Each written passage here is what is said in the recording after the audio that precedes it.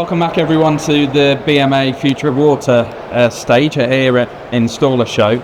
I'm really pleased that for the next 45 minutes we're going to be talking design. BMA did some research a couple of years ago where we found that in projects where design had been left to the installer, there's typically a much lower rate of satisfaction with the project by the consumer. So it's really an important issue that we need to address, and who better to address that issue with us than Linda Barker. Thank you. Linda doesn't really require much introduction. Feature on television talking about design for many a year. Yes, and you're going to talk us through at Installer Show design for installers specifically. Thanks very much for joining us, Linda. Pleasure. Can you start by telling us about the earliest part of your career and how you got into design in the first place? Oh, wow. Okay. Well, I had to go way back then. I was always really into decorating and design, even as a kid. So it was like, even as a 12-year-old, I was starting to decorate my family home, which is a bit bizarre. I'm a 12-year-old, wallpaper. But that is genuinely what I did. I remember, I'm from a big family. My mum and dad going away for a weekend when we were slightly older. My older siblings were looking after us. And I wallpapered a bathroom. That was my first job. Well, not job. I don't think I was paid. I ended up wallpapering a bathroom with a home. So always a trailblazer, because wallpaper's big in the bathroom again now. Exactly, It really is. But that's kind of weird for a 12-year-old, isn't it? I know, what do you do, when your parents are away? I'll go decorate. That'd be really good. But, I think I was a bit nerdy like that, and I did kind of love design, decoration. I was always, as a youngster, moving my bedroom furniture around. Obviously it's not good to your bedroom, but I was always kind of doing it. I was always really interested in it. So that was, I just think it was, I should have really listened to myself as a 12-year-old, because then I went to art school, and then I was not sure what kind of job I should go into, because interior design wasn't really a recognised course in the universities at that stage, so I did fine art. But that's kind of my early recollection of really wanting to be part of the design scene and understanding how much it transformed my kind of well-being. It made me feel great. So very much, almost like a calling there. It's, yes, it was a spiritual calling. So before thinking back to that early part of your career, and before you became a well-known face to us all through changing rooms, what were the kind of key projects that still stick in the mind, the things that you still remember from those early days? Well, it was always very lucky that I got the job on changing rooms. In the first place, there wasn't really any design on television, particularly at that stage. And I just got pulled in. I was working. I just had my daughter, and so she was a toddler. I think she was like 2 or something. So I didn't want to. I just started an interior design practice. Just me and calling in, people that they were carpenters and tradesmen. I was always super practical. I was always sewing to paper out of curtains. I could almost build my own furniture. So I thought this would be a good. And previous to that, I'd been cabin crew for an airline, but so nothing to do with interior design at all. But then I just thought I'd got to get to grips with this thing in my head, design. And that's what I did. So I was just setting up a design practice, working from home because I had a little girl, and I was working for magazines, styling work, like interior design styling, ribbon sets. So I got pulled in as a kind of big net that went out for designers for changing rooms, for tellies. There was no precedent of telly for design, so they wanted stylists and people doing what I was doing.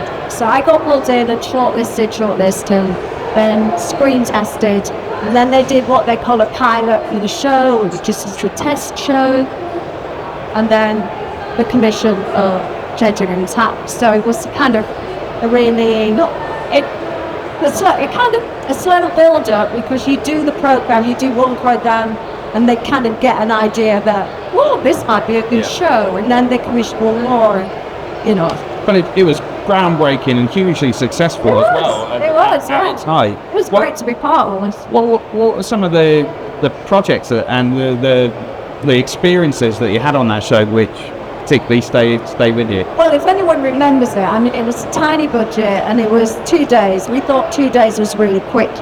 I mean, I'm working on ITV at the minute. We're doing 2-hour makeovers, you know, so wow. even 60-minute makeover, which I worked on, was a day, basically. It's 24 hours. But yeah, so the programme we're working on tomorrow, we did, so seen it last week and the week before on this morning.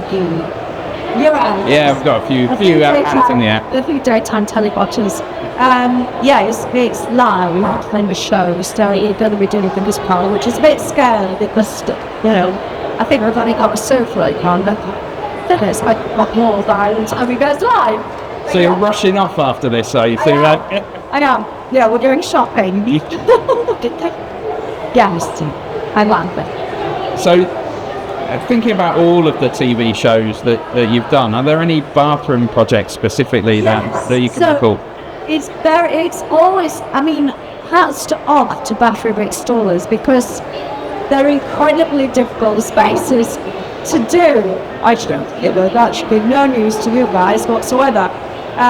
There's so many things that can go wrong, and in terms of telly, we don't tend to do bathrooms because it's all behind the surface, and even really telly is all about styling and making them gorgeous. But as we know, in bathrooms, it's all the hidden stuff that needs to be dealt with properly. So we very rarely do bathrooms. In fact, I can only recall one instance of doing the bathroom, and I did a lot of covering up of big dodgy tiles with paneling, and I've since obviously started to work a lot with walls panel, and so that's a really brilliant way of transferring the bathroom. And quite quickly. Quickly, even though, you know, it all needs careful work and decoration and ceiling and all the rest of it. Yeah. But yes, we did one, and really we were up against it. So we tend not to do bathrooms, just for our own sanity. Perhaps that's a show we need to pitch, actually. Bathroom makeovers. Let's have 2 weeks, to do it, not 2 hours. So, along with wall paneling, what are the kind of trends in interior design that have evolved? I've got some images to show people. I'm going to look at them here because otherwise I'll prick my neck. In terms of the new trends, really sustainability is key. And that means materials, that also means tech. I was chatting to the guys on Triton about water saving, energy saving. So this obviously is the big news, and how we can best use careful design to facilitate saving money and saving imagery and all the rest of it. So it's sustainability and what I call humanizing a bathroom space. So it's about putting the plants in. It's also about people do just want a white bathroom space. I think we're moving away from white bathroom spaces, but still people associate bathroom spaces with kind of being white and being clean and germ-free. So very difficult to steer people away from white. I'm trying because I'm slightly passionate about the word and the plants and the colour and even the wallpaper, like you said. But smaller baths. So with tiny bath, and I have in a few projects used like a Japanese style bath, which are really pretty beautiful to get into a small space. A small, tiny room, with even a 1700 bath. You can get a 1300 bath, maybe even I put in a meter cubed bath, and it's really beautiful space. So things like water saving is obviously really key. And the other big thing I think is relax, the kind of rejuvenation. So it's not, I mean, we talk about bathroom space as being a spa space, and we have done for a few years now.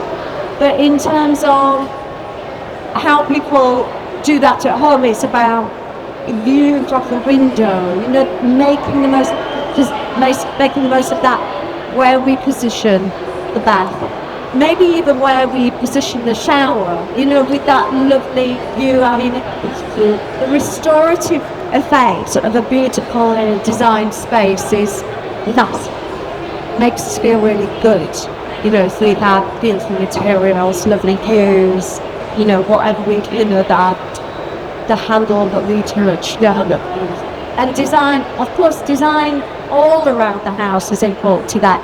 Well, maybe more so in bathrooms, because we're naked, because we're kind of vulnerable, because we need to feel... It's the most personal space in the home, isn't it? The most personal space, and it's just a beautiful space. And the more we can kind of feel loved and, rejuvenated in that space, it is really important. Relaxing, obviously, is part of it, right?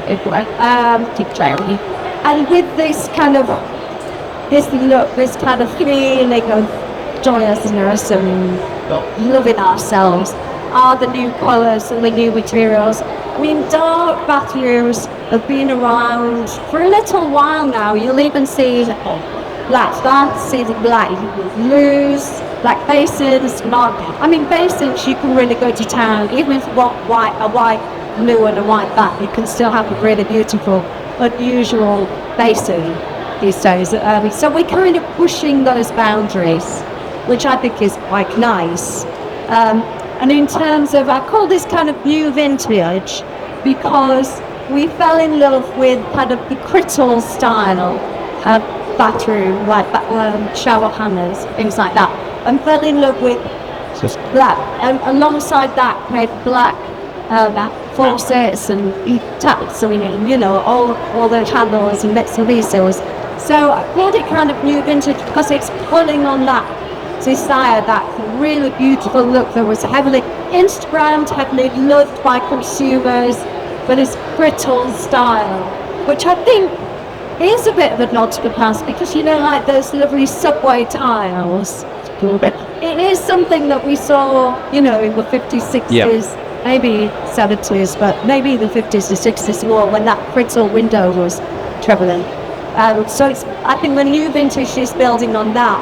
So we saw it with all our white goods, but now we're kind of seeing it with, new materials as well. So we're kind of taking the Crittall style. We see it a little bit with the black grout on these tiles. So it's really building on that look, which I think is gorgeous and really nice for a consumer. It's still very clean, it's still very clinical, and it's, germ-free and all of the rest of it. So people really like that look. We've taken it one step further now, with a lot of pattern is coming through the bathrooms on the floor tiles, geometrics in particular, really strong. Have been over the last few years, so geometrics really good. These kind of tiles from a company called Burton May, kind of top end, but they're massively copied now with the likes of, top styles, people like that. So it's a really strong look. Double sinks, I don't know if you guys have seen all. Everybody kind of wants a double sink, a double mirror. I like that because we sell twice as many then. So. Well, exactly, it's a great win, but it's really lovely look for a bathroom where you would just want to spend a little bit more time. The kids, even if it's a couple or the kids have got one space. I mean, if you even drop a basin down there, they love the kids. That kind of look is really nice. Vintage as well. I see a lot more kind of salvage. I'm a big person to put in something old with something new, and even in a bathroom that goes as well. So this is a lovely Indian door, but it could be an old cupboard that's recycled, or something from salvage or vintage or an antique find that you have. So I do find that look is really strong. And then just quickly we'll go through some new colours, because I've got quite a lot of slides there. Pink, I think pink in bathrooms as well as the rest of the house is really starting up. Plants, as I say, lots of plants. Now they can be, and this is a word, biophilia, which people are using about, which is about introducing natural materials into them. And it could be that those plants are real if there's a load of daylight. I particularly have got some hanging in those like glass doors in my bathroom with plants trailing out of them, which do a sort of semi-screen into the bath in blue, which is quite sweet. And bathrooms are great environments for plants.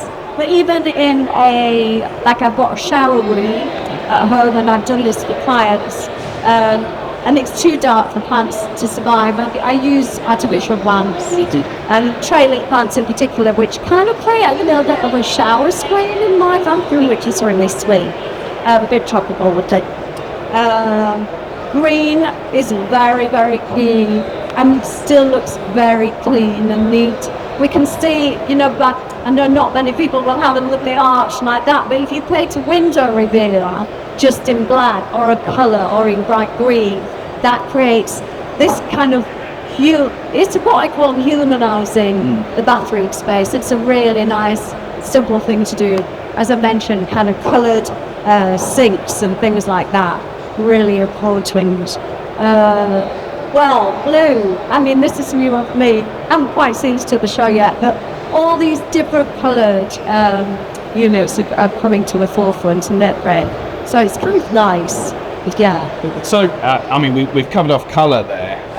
What are the kind of more innovative uses of materials that you're starting to see come through? Yeah, materials are, I just think, so lovely, and I think we are getting to see many more materials. More paneling. I think paneling is going to be pretty exciting in bathrooms. So when I started with multi-panel, maybe about 8 years ago, it might have been actually a bit longer, I think paneling had been used in very high-end, very like 5-star bathrooms, wash bases, because installers could move it through very quickly. They could do it in a night, just the downtime for the motel. Or it was used kind of at the other end of the scale, more kind of care homes and that kind of environment. So when I came to work with multi-panel, it was about introducing the paneling to a kind of middle market, to what we call it at that economic consumer market. And people seem to have really embraced that. They've really gone for it. The panels that we introduced then are still current now. Hopefully you all know about them, but let's see. So there's a real beauty towards using panels. I mean, tiling is really... And the material is really important there as well, as in terms of FSC accreditation and all exactly. Yeah, I mean, our panels are made up in Edinburgh, and they're constructed really well, and yes, no one can be allowed to get away with bringing badly sourced materials into bathrooms. It's really, really important. So I think there's a massive future of handling in bathrooms, because it's easy, because it's waterproof, because they're easy to install. But don't let me bang on about handles. It's very exciting, and I think because people have loved them so much, there's a massive way that's open for family to go, because we are seeing a lot more pattern. I mean, these are times when this bit so people are loving the geometric tiles. We've seen that over the last years. There's a very, very strong trend, and in dark colours as well. So maybe just in the shower cubicle, but you can see on the units as well. So people are really starting to go away from that white clinical notice. Although, never say never, it's still beautiful. Things like these, innovative materials. This is kind of at the top of the game, really. And it's, our external market is only going to be good for you guys, trickling down to the HU, or what people want and expect with their bathrooms. These are beautiful slides, yes, and view, but this is like different materials for bags. I did have a lovely story I use stone and wood quite a lot in my designs. I did have a lovely story from somebody I think his job was like a rock collector or something. He would buy great big rocks. He was buying Eccleston, is it Tamara Eccleston, the daughter of she wanted a rose crystal bath, and he found a lump as big as a bag to make her bath. I mean, extraordinary. God knows how much metals. A lot, I think. But it's just, and I'm not saying we're all going to have rose quartz bath in Madrid. Well, I mean, that is a price tag. But in terms of materials, we saw them on basins, the basin colour changing. Yeah, I think we saw it with a glass basin originally, and that was really innovative. Now we see it with marble, granite, ceramic. So it's kind of maybe coming into the bathtub as well. I think you see different colours. This is lovely, and that again very high end, but just kind of be aware that these changes are coming slowly but surely. What we got here? Yeah, wallpaper. You mentioned wallpaper. I mean, waterproof wallpaper. Watch out for that, because that's going to come through as well. And these patterns that are emerging. There's lots of beautiful things. Bathtubs. I think this freestanding bath, we're kind of all on board now with the idea of the freestanding bath. 10 years ago, it would have been very innovative and very high-end. Now we see everybody embracing that trend. And if you can't get a 1800 bath in your bath, those shapes, that kind of freestanding bathtub shape is available as a platoon. Yep. And it just makes good design work even in small spaces. Lovely tiles. All this kind of space around a bathroom is really important. So wall hanging, loos of basins, that's, I think a lot of customers kind of come to expect that thing. So you mentioned